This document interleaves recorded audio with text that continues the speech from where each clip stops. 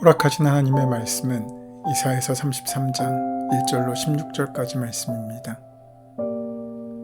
너 학대를 당하지 아니하고도 학대하며 속이고도 속임을 당하지 아니하는 자여 화 있을진저 내가 학대하기를 그치면 내가 학대를 당할 것이며 내가 속이기를 그치면 사람이 너를 속이리라. 여호와여 우리에게 은혜를 베푸소서. 우리가 주를 앙망하오니 주는 아침마다 우리의 팔이 되시며 환난 때에 우리의 구원이 되소서. 요란한 소리로 말미암아 민족들이 도망하며 주께서 일어나심으로 말미암아 나라들이 흩어졌나이다. 황충의 때같이 사람이 너희의 노량물을 모을 것이며 메뚜기가 뛰어오른 같이 그들이 그 위로 뛰어오르리라.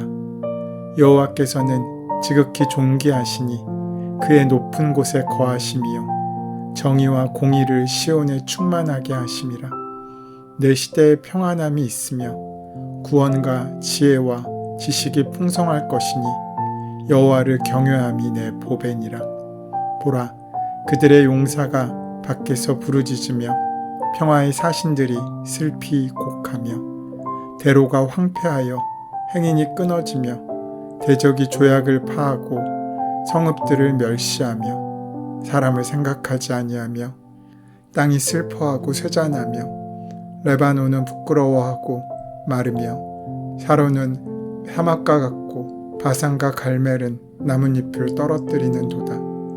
여호와께서 이르시되 내가 이제 일어나며 내가 이제 나를 높이며 내가 이제 지극히 높아지리니 너희가 결을 잉태하고 집을 해산할 것이며 너희의 호흡은 불이 되어 너희를 삼킬 것이며 민족들은 불에 굽는 횃돌 같겠고 잘라서 불에 사르는 가시나무 같으리로다. 너희 먼 데에 있는 자들아 내가 행한 것을 들으라. 너희 가까이에 있는 자들아 나의 권능을 알라. 시온의 죄인들이 두려워하며 경건하지 아니한 자들이 떨며 이르기를 우리 중에 누가 삼키는 불과 함께 거하겠으며 우리 중에 누가 영영이 타는 것과 함께 거하리요 하도다. 오직 공의롭게 행하는 자, 정직히 말하는 자, 투색한 재물을 가증히 여기는 자, 손을 흔들어 뇌물을 받지 아니하는 자, 귀를 막아 피 흘리려는 꾀를 듣지 아니하는 자, 눈을 감아 악을 보지 아니하는 자, 그는 높은 곳에 거하리니 견고한 바위가 그의 요새가 되며 그의 양식은 공급되고 그의 물은 끊어지지 아니하리라. 이사야 선지자는 북이스라엘이 아수르에 의해 패망하기 전 유다 왕 우시야 때부터 북이스라엘이 패망한 이후 남유다 왕 히스기야 때까지 활동했습니다. 남유다는 바벨론에 의해 패망하였지만 이사야 선지자가 활동하던 때에는 아수르가 막강한 힘을 가지고 중동 지역에 영향력을 행사하고 있었습니다. 히스기야 제14년에 아시리아 왕 사네립이 남한국 유다를 치러 왔습니다. 막강한 군사력을 보유한 그는 유다의 요새화된 모든 성읍을 공격하여 점령했습니다. 더 이상 항전할 능력도 의사도 없었기에 히스기야는 라기스에 와 있는 아시리아 왕에게 전령을 보내 화친을 요청합니다. 우리가 잘못하였습니다. 철수만 해주시면 요구하는 것을 무엇이나 드리겠습니다. 이것은 매우 굴욕적인 상황입니다. 약소국의 피해가 저절로 느껴지는 장면입니다. 사네립은 일종의 전쟁 보상금으로 은 300달란트와 금 30달란트를 요구합니다. 한 달란트는 대략 34kg에 해당되는 무게입니다. 그러니까 그 금액이 얼마나 큰지 우리는 짐작할 수 있습니다. 히스기야는 그 요구에 응답하기 위해 주님의 성전과 왕궁의 보물창고에 있는 은을 있는 대로 다 내주고 주님의 성전문과 기둥에 자신이 직접 입힌 금까지 다 벗겨서 아시리아 왕에게 바칩니다. 히스기야 왕은 막대한 양의 곡물을 바쳐 아수르의 침입을 저지하려 하였습니다. 사네립은 히스기야의 제안을 받아들이는 듯하였지만 그들은 즉시 언약을 깨고 재차 예루살렘을 포위하였습니다. 사네립은 약속을 저버리고 예루살렘의 공격을 늦추지 않았던 것입니다. 오늘 허락하신 본문인 33장의 말씀은 히브리어 어순으로 화 있을 진저로 시작됩니다. 이것은 매우 안타까워 슬퍼할 때 사용하는 감탄사입니다. 32장을 제외하고 28장부터 33장까지 제일 첫 단어가 동일하게 화 있을 진저입니다. 33장에서 화의 대상은 1차적으로는 이스라엘을 학대하고 위협하는 아수르였습니다.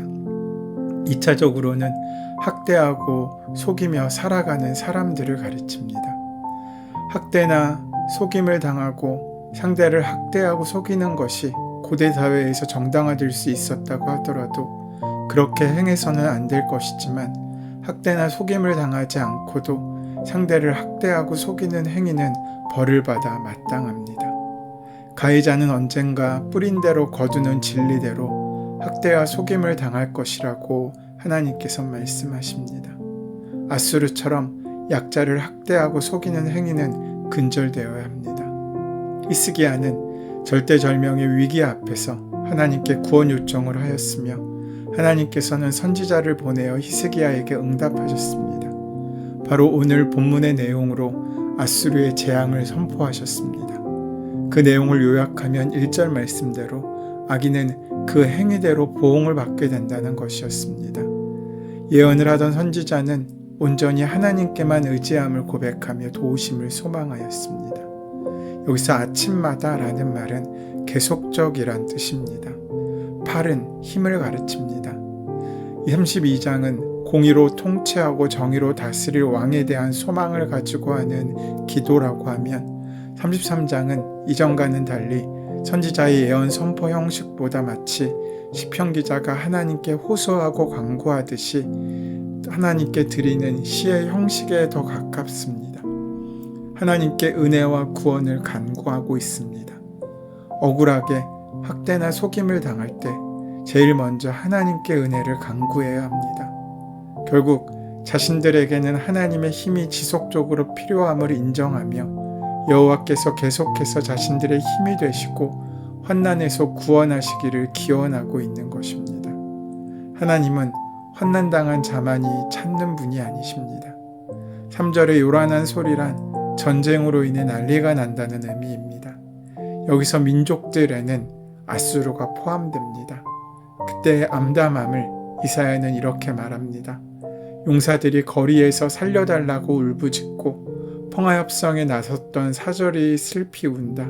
큰 길마다 위험하여 행인이 끊기며 적이 평화조약을 파기하며 증인들이 경멸을 받으며 아무도 존경받지 못한다. 오늘 본문 7절 8절의 세번역 말씀입니다. 희망이 그렇게 사라졌습니다. 강포한 자들은 약자들을 존중할 줄 모릅니다. 평화의 꿈은 그렇게 강자들에 의해 유린되곤 합니다.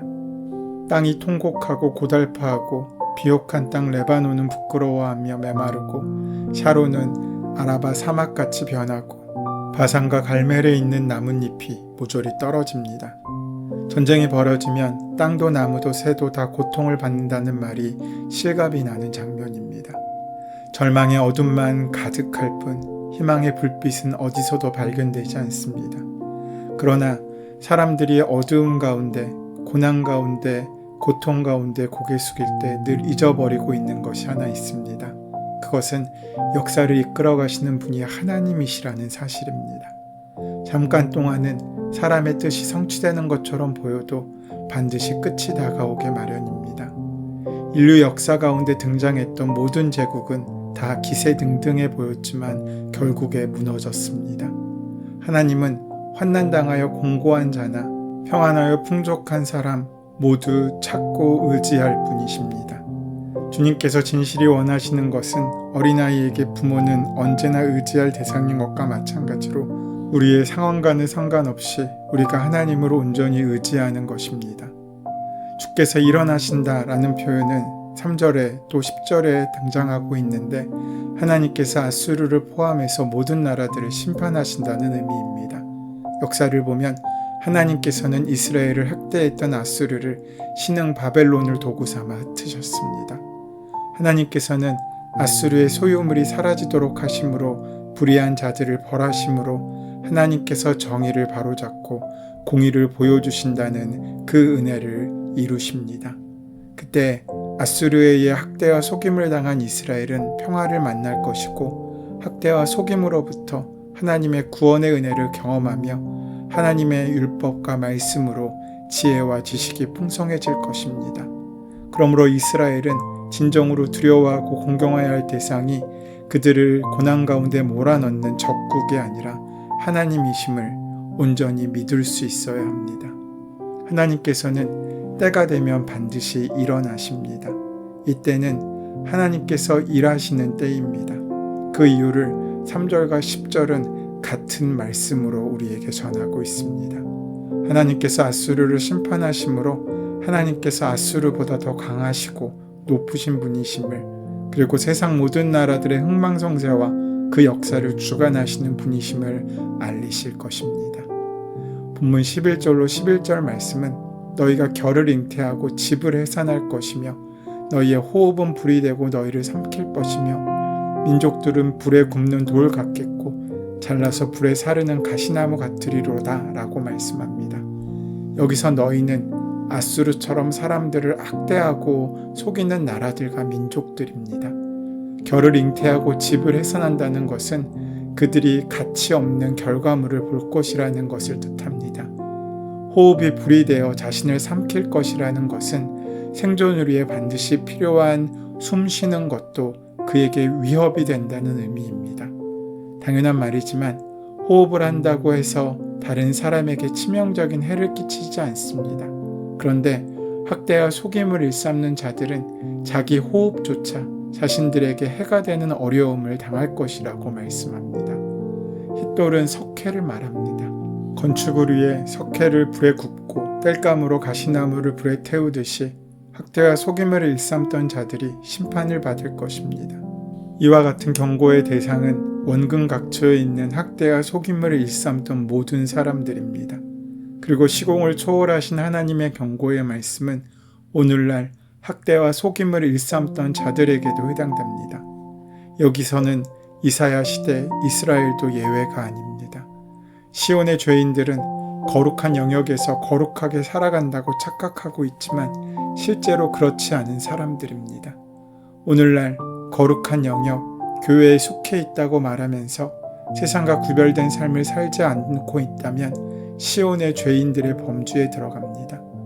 하나님께서 허락하신 거룩한 지역, 시온에 거주하는 사람들 중에 죄인들과 경건하지 않은 자들이 아수르의 불의 심판을 보고 두려워 떨며 누가 견딜 수 있겠냐고 외칩니다. 과연 누가 견딜 수 있겠습니까?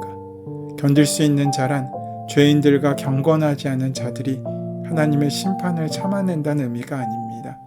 견딜 수 있는 자란 과거 옳지 못한 삶을 살았지만 그 삶에서 돌이켜 의의 길을 갈 사람들입니다. 그래서 불 가운데 하나님의 보호를 받을 수 있는 사람들입니다. 죄가 죄인 줄 모르고 죄악을 일삼는 사람들이 살아가는 사회에서 죄악된 행위에 반대하는 사람들을 하나님께서 지켜주시고 보호해 주신다는 말씀입니다. 오늘날도 우리의 환경은 불의와 부정직, 또 불의의 재물, 뇌물, 술수와 악행으로 넘쳐납니다. 이런 환경 속에서도 주님의 말씀대로 살아가겠다는 믿음이 필요하지 않겠습니까? 하나님을 믿음으로 악한 길을 걸어가지 않는 사람이 진정 하나님의 자녀 그리스도인입니다. 하나님은 인간의 오만의 상징인 바벨탑을 허무시는 분이십니다. 오만한 자들은 바람에 심어 광풍을 거두는 법입니다. 오만함은 굳어짐으로 굳어짐은 죽음의 친구입니다. 자신의 힘의 강성함만 믿고 하나님조차 두려워하지 않는 이들은 하나님의 환한 얼굴을 마주할 수밖에 없습니다. 그들은 결국 쓸모없어질 것이고 찍어다가 태우는 가시덤불같이 될 것입니다.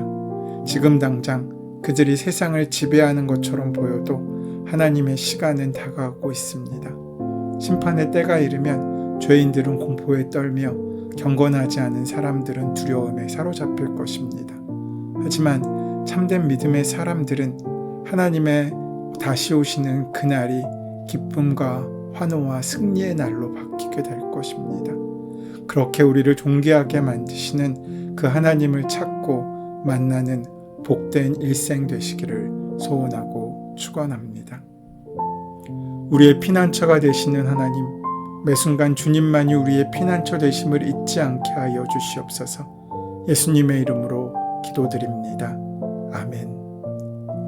이제 오늘 이 아침 우리에게 허락하신 오늘 본문의 말씀이 지금 나에게 말씀하신 하나님의 음성으로 만나지기 위하여 본문의 말씀을 깊이 묵상하시고 함께 기도하는 시간 가지도록 하겠습니다. 함께 기도합니다.